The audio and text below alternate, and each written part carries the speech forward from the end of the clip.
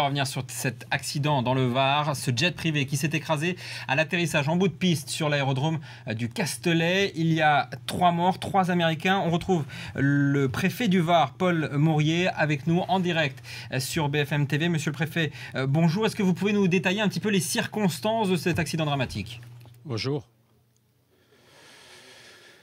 Écoutez, c'est un appareil, un bimoteur de type Gulfstream G4 qui, en provenance de l'aéroport de Nice, est effectivement abîmé à l'atterrissage sur l'aérodrome du Castelet.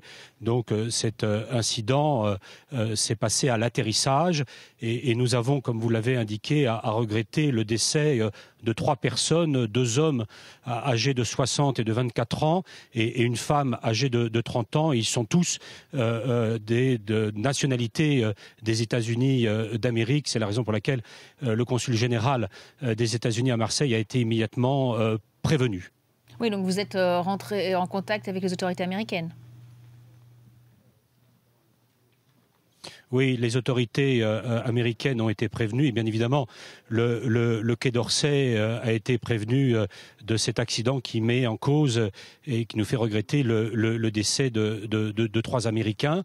Bien sûr, sur l'intervention, elle a été excessivement rapide. Les moyens de l'aéroport, les moyens d'intervention de l'aéroport du Castelet sont intervenus et puis en renfort, les sapeurs-pompiers du Var, 57 sapeurs-pompiers sont intervenus. Le SAMU avec des moyens aériens et puis la gendarmerie nationale pour procéder à la sécurisation du site et commencer les premières investigations qui se déroulent actuellement sous l'autorité du parquet de Toulon. Justement, l'accident a eu lieu en bout de piste, à l'atterrissage. Est-ce qu'on a déjà des premières causes? Est-ce que la météo peut être en jeu aujourd'hui?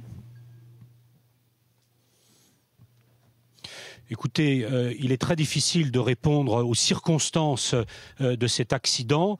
C'est dans le cadre de l'enquête qui est conduite par le parquet qui sera possible de déterminer précisément les circonstances. On sait simplement que l'avion a quitté la piste et qu'il est venu s'abîmer dans une zone boisée et qu'il s'est immédiatement embrasé. Voilà les premières constatations qui ont été réalisées par les moyens de secours qui sont intervenus, les équipes de secours. Voilà ce qu'on peut dire des premières, circonstances de cet accident aérien. Mais les causes réelles seront déterminées par les bureaux d'enquête. Sûrement, mais est-ce qu'on a déjà quelques informations concernant l'appareil? Est-ce que c'était un appareil neuf, en bon état, ou un avion un peu vieillissant? Non, on peut pas, je ne le sais pas. Il s'agissait d'un vol privé et l'appareil est enregistré, immatriculé aux États-Unis.